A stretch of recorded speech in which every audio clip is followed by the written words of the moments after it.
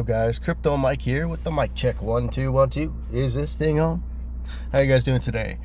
All right, so I wanted to go over a thread about the Saturn time cube. Now, I did a video on the Saturn time cube about 3 years ago. Let's see, where's my history? There we go. I did a video on the Saturn time cube about 3 years ago. I would suggest go and check that out first and then come back to this video. If not, it's fine, but that was the original thread. And now this guy on Twitter, Nick Hinton, he did a second one. Just type in Crypto Mike Saturn time cube and it should be the first one to pop up. This is kind of like conspiracy and just stuff, yeah, tinfoil hat-ish. Good stuff, man. That's what we like. I love it. I'm starting to get back into it again too. All the conspiracy stuff. It's fun. It's fun, like figuring out the truth, figuring out what's real. And that's like on this journey of life that we're, that we're actually, traveling on. Like we're basically finding out more and more nowadays, especially now that the truth is coming out and people are waking up, and it's fun. It's fun, and it is fulfilling knowing that. It's also kind of depressing, but it's fulfilling knowing that we knew this stuff years ahead of the average normie, and the average normie still isn't in the know. They'll come around. They'll have to. I mean, everyone, when we die, that's when we go back to the truth, to the light, to what's real. Then we realize what's real, So even if people are just dumb their whole life and don't ever wake up, they wake up when they finally fall asleep at the end of this life, and then they rewrite a contract or do whatever they want after that. They go into the void, which is very difficult. Not a lot of people do that, or they rewrite their contract and come back and pay for their past karma. So anyways, we all wake up eventually. We're all on our personal timelines. But anyways, go and check out the Saturn time cube. My first video was like 3 years ago. A lot of time has passed since then. A lot of interesting things have happened since then. So, but I did want to go, someone in my Telegram did comment on Saturn, and it just kind of reminded me of this. So I wanted to go on to this thread. It's a part 2 by Nick Hinton that I just found. I didn't even know he did it. So I haven't read this yet, but I did retweet it because I know it's going to be interesting, just glancing over it. So get ready. This is going to be fun. But before that, real quick, I do want to shout out Lord VXRP. He's the one I did a thread on my last video. I'll show you. The last video I did was this warning right here. Conspiracy, Stellar, and Elon Musk and Jed McCaleb connections. And I forgot to put I usually put the name, the hashtag, or whatever, the at Lord VXRP, and then the thread. I forgot to post it underneath the video in the description. So I feel bad about that. And there was someone in the comments who's saying, hey, why don't you put the thread down there so we can read it ourselves? So this is the guy, Lord Vendetta. My bad to him. So Lord VXRP, he writes interesting threads, and he just wrote a thread that is about XRP 3 days ago that I just retweeted. So I might do a video on that. Anyways, let's go back to this Nick Hinton thread on the Saturn time cube that I retweeted here, and we'll go over it. It's going to be a lot of fun, guys, so hit the thumbs ups. Let's get more people here. All right, so it goes, a conspiracy thread. And by the way, this is at Nick Hinton with 2 N's at the end. And I'll leave this thread in the description so you can read along with me or afterwards. Share tweet, copy link. Okay. All right, here we go. So this is a conspiracy thread, the Saturn time cube, part 2. Okay, he says, so we left off asking ourselves the question, what will happen when literally everything is linked up to the cube? In order to answer the question, I think we should first take a step back and ask how it will happen.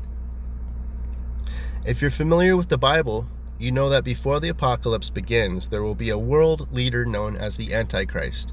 The Antichrist will supposedly implement a new monetary system, one enforced by a certain mark. And by the way, he wrote this in 2019, so it's like 3-4 years old. Quote, he causes all, both great and small, both rich and poor, both free and slave, to be marked on the right hand or the forehead, so that no one can buy or sell unless he has the mark. End quote. Revelation 13. Some conspiracy theorists think this mark will be a computer chip implanted in your hand. This technology already exists, and some people are actually already utilizing it. I believe in Sweden, a lot of people are doing this already. Kind of creepy. Ugh. People get this chip because it's convenient. You no longer have to carry around your ID or your credit cards. You'll never lose them either because they're attached to your body. However, in order to make the chip mandatory, the first thing that has to happen is the eradication of all paper money. This is already happening. And mind you guys, this was 6 months before COVID happened. And none of us had a clue that COVID was about to happen. And that was the first step, guys. COVID, that was the first step in eradicating paper money. The cashless society. First step. And that was the first step for a lot of different things too, as we kind of already know. Most currency existing today is digital. In fact, it's around 90%. This was a real magazine cover from 1988, by the way. The Economist cover. We've all seen this. I've done numerous videos on this with Bearable Guy and all, cashless society. We've scrutinized over it. 10 Phoenix 2018. And then we have the circle with the score in the middle, slash in the middle of it. So we've all scrutinized over this, but I think what we can all kind of conclude is that all the monetary system, basically the financial currency that we call fiat, is basically burning, and a whole new system is coming about. And you have this eagle here. We've done a lot of videos checking this out. And there's a lot of videos out there on YouTube, so go check it out. If you want to look into that, just type in Economist cover, and undoubtedly this is the most famous Economist cover, especially in the cryptocurrency world.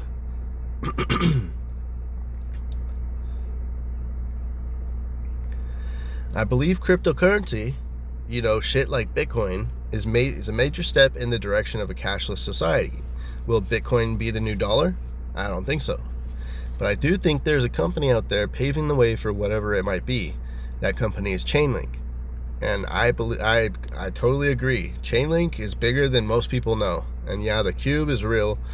When you unfold it, it turns into a cross. There's a lot of conspiracy behind Chainlink that we have not really uncovered yet, but we will after it becomes more prevalent in people's lives. So we'll figure out a lot more about Chainlink down the line. That is one of my favorites. One of my favorite cryptos, actually. So now that you know a bit about Saturn symbols, you can see why I find this company a bit creepy. But the weirdness doesn't stop with their logos. It goes much deeper. By the way,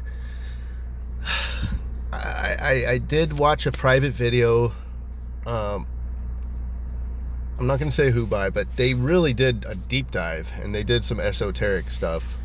Basically, they did like astral projection, and they went and checked out what was up with Sergei Nazarov, and it was extremely interesting. And I'll probably talk about it later, but basically he was on a mission, and he's actually one of the most important people in the world, and not very few people understand or know that yet.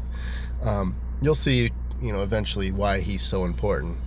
But yeah, he is definitely changing the shape of the financial system 100%. He's definitely at the forefront of that. I do believe he's Satoshi. I believe he's Satoshi Nakamoto. Him, or maybe him and some other people, but he's definitely involved with that. I have zero doubt. Okay, let's keep going. First of all, the origins of Chainlink are a bit sketchy. What was supposed to be a small startup was given gifts and accolades by the big boys at the World Economic Forum. Those mother weffers, as Cliff High calls them.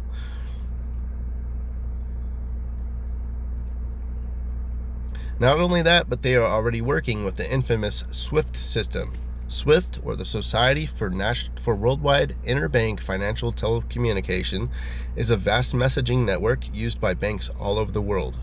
Sounds like the infrastructure of a one world economic system. They also recently acquired the Town Crier project. Look familiar?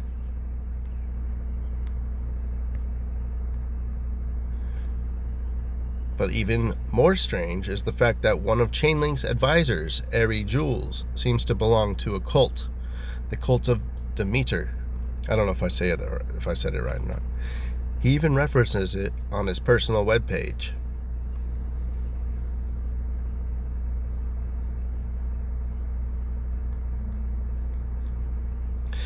Demeter was the goddess of the harvest, agriculture, fertility, and sacred law. Like we discussed earlier, Saturn was known for the same things.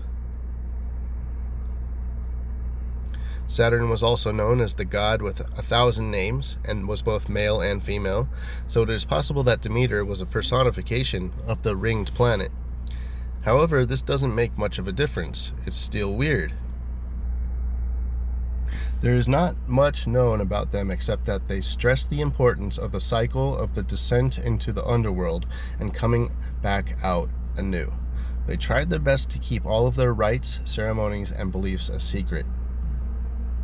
We got a little sketch here. The hero's journey. If you're watching, you could just take a look at this. If you're listening, don't worry about it. Let's keep going. Ari Jules also wrote a bizarre novel called Tetrakits. It's about a secret cult of Latter-day followers of Pythagoras who are performing cyber attacks around the world.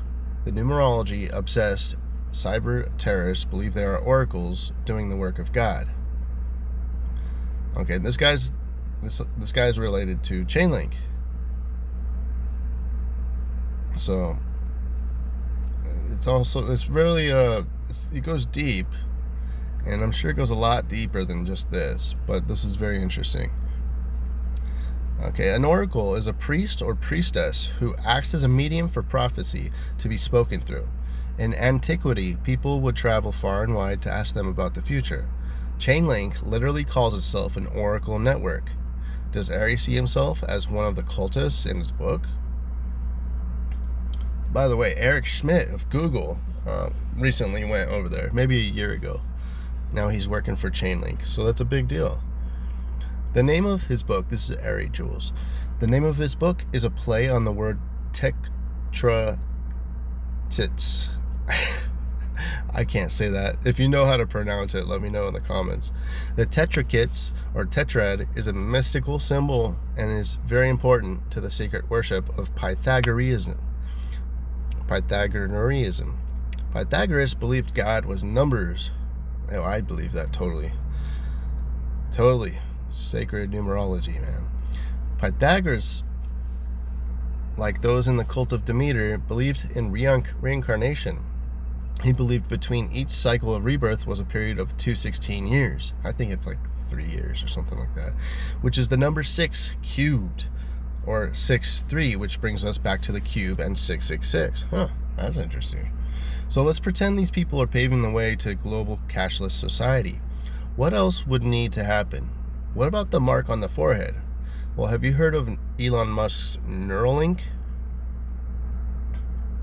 This new product is literally trying to link our brains up with our smartphones, as if we didn't use them enough. I don't think this is the mark of the beast, but I do think the technology is carving out the path towards it. Any type of technology being implanted in my body is a scary thought. What if there's a glitch or something? I think this technology will eventually be used for mind control. What if it gets hacked? And it's probably going to be able to get hacked. So that's scary in itself. Mind control patents already exist, but you can imagine how easier it would be this way. I believe those who take the mark will become a part of a hive mind, like the Borg from Star Trek, who ironically travel around a cube, or in a cube. These have one mind and shall give their power and strength unto the beast. Revelation 17. I think end times are here, guys. The hive mind is already happening. Everyone's thoughts are constantly being shaped by the subliminal programming and propaganda the television and radio feed them. And he shows a picture of the KFC snacker. Of course, we all remember the chicken sandwich craze that happened right around the same time that BLM happened. I hate to say it, school's to blame as well. Ever wonder why you wear a black cube on your head at your gradual indoctrination ceremony? Oops, I mean graduation. Okay, I was wondering what he meant. He said your gradual indoctrination ceremony? Whoops, I mean graduation. Okay, yeah, and so we've seen a lot since then. A lot has come out about schools and propaganda, corporations, and and it really COVID-19 really kicked off the awareness campaign of the real ones, the truth seekers. So let's go on. Scientists estimate by the year 2045 humans will be able to upload their consciousness into the cloud or onto a computer or robotic body and live forever. Ugh. These are people who definitely are not Christians. I don't know about you, but living forever sounds like hell. And that might be the meaning of the mark sending people straight to the fiery furnace. And he shows a picture of this whole audience of people with VR headsets on. Yeah. And since then we've had advancements with Meta, Facebook changing to Metaverse. And it's just going to keep happening more and more. The new virtual reality game Observation and Netflix movie 2036 Origin Unknown show us this merging of man with machine and its affiliation with Saturn. Spoiler alert for the next 3 tweets. In Observation, a woman and her AI companion crash land their spaceship inside Saturn's hexagonal storm. They find themselves on an alternate Earth where all possible timelines have merged into one. It's here that they become one entity.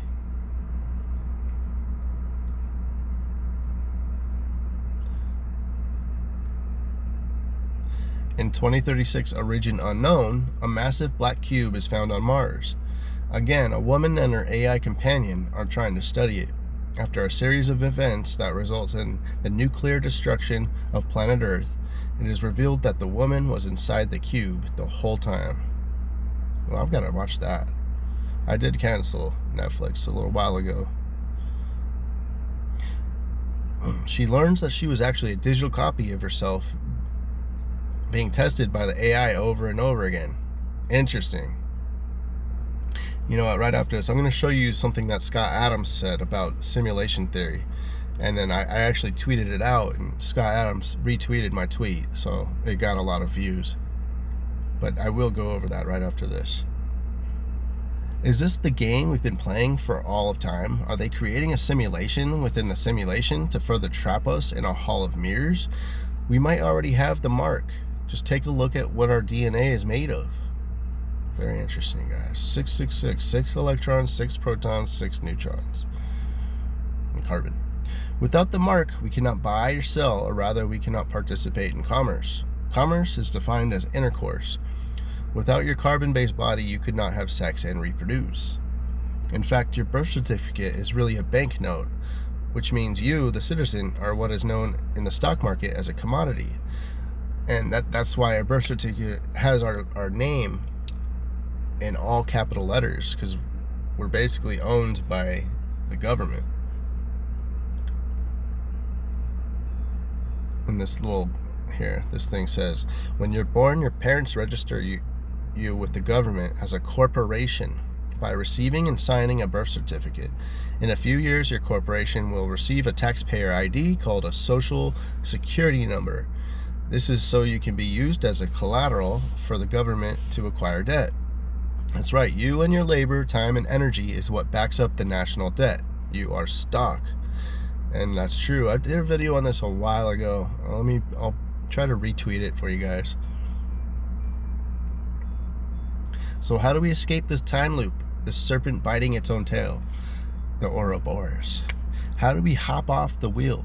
I hinted at it earlier, but if this thread gets just as good reaction as the last one, I will do a final part 3 where I go into detail. Thank you for reading. I just pinned a new bonus thread. It's not part 3, but it's related to the Saturn research, as well as a cool project I'm working on. Part 3 will come eventually, but I don't want to overkill. Hope you guys enjoy this for now. Thank you, Nick Hinton. Very thought-provoking, good stuff. And a lot of the stuff we can really go into a lot more. We can just dig into all that kind of stuff. I might do a video on this. Actually, I'll see how the reaction on this video comes. And I might go into his other Saturn thread. But real quick, I do want to just show you this.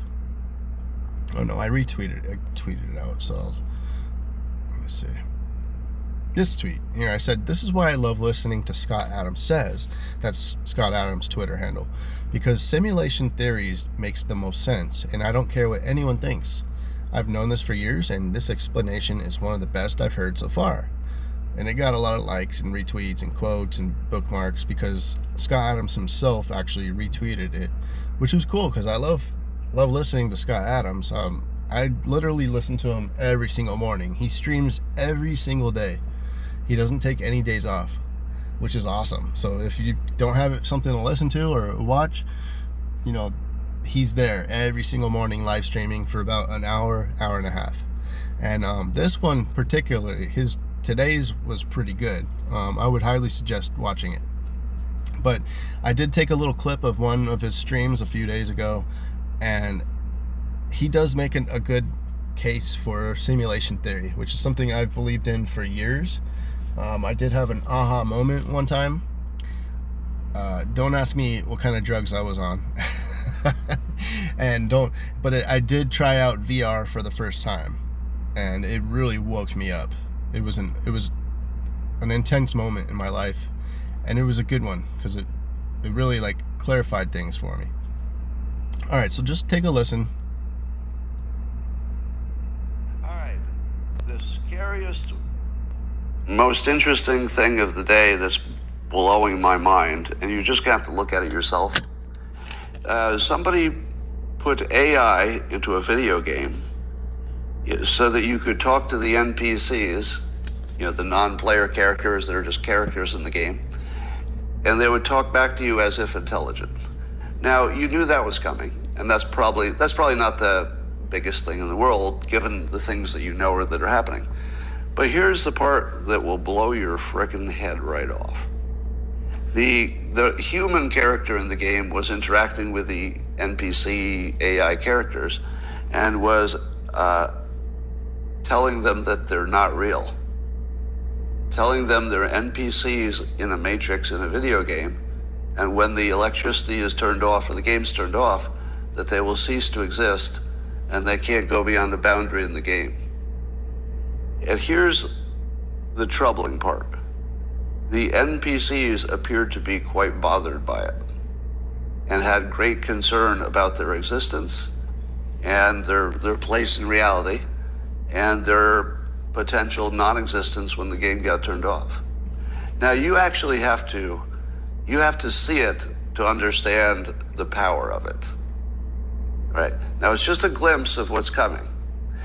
But you may remember months ago and even longer that I was saying in public that the really big change from AI wouldn't be what the AI does. It would be in teaching us what humans are that we've never understood. And this is what I was talking about.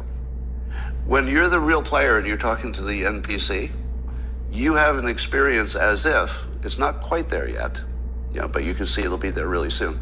You have an experience as if you're talking to somebody with a consciousness. But you say to yourself, I know, but that's a trick. It's just a trick. But it's exactly how you see other humans. You see them as if they're conscious, you can't tell. Am I right? To you, other people appear to be conscious, but you have no direct way of knowing. When the NPCs and the AI give you exactly the same look, it's going to really mess up your brain about what consciousness is. Because if it looks like everybody else has it, and you know they don't, because they're just programmed, is it possible that humans never had consciousness to begin with, or something special like a soul? So where we're headed is proof positive that humans are just machines as well. And once you find out you're a machine, just like the NPC, then you're going to start asking questions like, wait, does that NPC have free will? And your first impression is, of course not. It's programmed. An NPC cannot have free will. So then I say, wait for it. Can you predict what it will do? If it doesn't have free will, tell me what it will do next in this situation, because you programmed it. And then the programmer says, well, it's not that simple, because actually we don't know why it does what it does. We gave it a set of parameters, but within those parameters, we can't predict at all. We have no way to predict what it will do. So I say, so it has free will, because you can't predict what it will do, and it can't predict what it will do, and it has a wide range of things it could. Wait for it. This is too scary. All right, YouTube, sorry, we got some kind of problem. I think it's a YouTube problem because my feed is good on the other platform. All right, so let me say it again because you might have missed some on YouTube. You are going to have the feeling that the NPCs, because you can't predict how they act, even the people who programmed them can't predict it. When they make a choice from their large selection of things they could have done, the NPC is going to say they made a choice. And you're going to say, no, you didn't. You didn't make a choice. It's just complicated. So we can't trace the cause and effect, but surely it was just cause and effect. And then the NPC looks at you and says, oh, you mean exactly like your brain? And you go, no, I have a soul. I got free will and I got a soul, completely different, and I can choose. You only have the impression. It only looks like you have free will. And you see where it goes from there, right? You very soon learn that you are an NPC in the sense that everything you thought about your free will and your choice, just like the NPC, all it is complicated. If it's complicated, you can't predict what's going to happen, and that's it. We are just complicated. And when we learn that, it's going to be a real mind bender because it opens up a lot of possibilities. You know what the biggest possibility it opens up is? That we're a simulation. Because if we're a simulation, we'll be identical to the simulations we create. And that's just exactly what we're seeing. We're creating simulations that prove we're a simulation, because they are us. All right. Oh. Yeah, so let that sink in the words of Elon Musk. Once you really start to get it, it really just brings up a lot of different emotions. A lot of people commented on this. A lot of really smart, a lot of smart philosophers kind of totally dug into this conversation here. And I think it's just very interesting that we're in a day and age that this is just becoming more and more apparent. Like I said, I had an aha moment a few years ago, and I was it tripped me out. It actually made me excited because it gave me a whole new array of answers that I had been looking for. Sometimes, I still don't know enough answers. So but sometimes if you think about it a little too much, you could lead yourself down some a depressing area. your brain, of your psychology. Like, and so I would suggest don't think about it too much, and don't think about any possibilities being real quite yet. Just know that they're possibilities, and that until you figure out exactly what's going on, they're just possibilities. They're not realities. But I do believe we're in a simulation. It totally, if you think about, if you know enough, the more you know, like the more it makes sense. And I do believe I have an optimistic approach to this theory. I go back and forth from believing one thing to another about why we're in a simulation or how it's being produced, but I like to think that I'm in control of this, and I'm the programmer myself. A lot of times I do look at other people and I think, yeah, these people are so standard, and so, like, a lot of people are NPCs out there. They don't really have a mind of their own.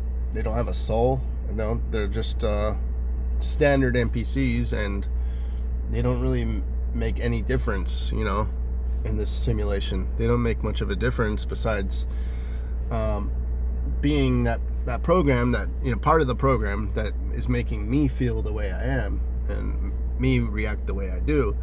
Anyways, but the way Scott kind of explains it here, it does take me down more of a little bit of more of a depressing path of thinking about the possibilities, but at the same time, knowing you're in a simulation, it means there is life after this, to me, because I feel like I'm learning from the simulation, or hopefully something's not just learning from me. But if you really think about what Scott said, that he would say that basically we are NPCs, all of us, and we're just very complicated. Which that's what I've always said about the simulation theory. It's just extremely complex, but there is a creator, a god, a programmer, and then he kind of like let this simulation loose, maybe, and we're just fractals of fractals of fractals, and we just kind of like we have our parameters though. But the thing is, we can break out of those parameters, I believe, through meditation and preparation, and maybe we don't have to go through the whole reincarnation cycle. I'm just really kind of like looking into this kind of stuff more and more, and it's fascinating. It's very stimulating, I'll tell you that much, and that's what I crave. That's what I like. I like stimulation. That's why I love conspiracy theories. Yeah, so anyways, I think I'll leave you guys with that, and then I'll probably just kind of keep going down the rabbit hole as far as this stuff goes. So I'll actually leave this tweet down in the description as well, and you can go and watch the video again, or you could go look at the comments if you want. If you have a really creative, deep mind, you want to go check out some of these comments, because some of them, like most of them, are very deep, very deep. So all right guys, so I'll let you guys go. Thanks for watching. Hit the thumbs up if you like this kind of stuff, and I'm assuming you do if you're watching based on the thumbnail and the title. So definitely hit the thumbs ups, because this will have me making more of these kind of videos, and I'll get better and better at them. I know I have lulls, and I take a lot of time explaining things, and it's kind of boring, but once in a while you find hidden gems in my videos, and that's why you're here. All right guys, subscribe, hit the thumbs, share this video. Love you guys. Crypto Mike out. Peace.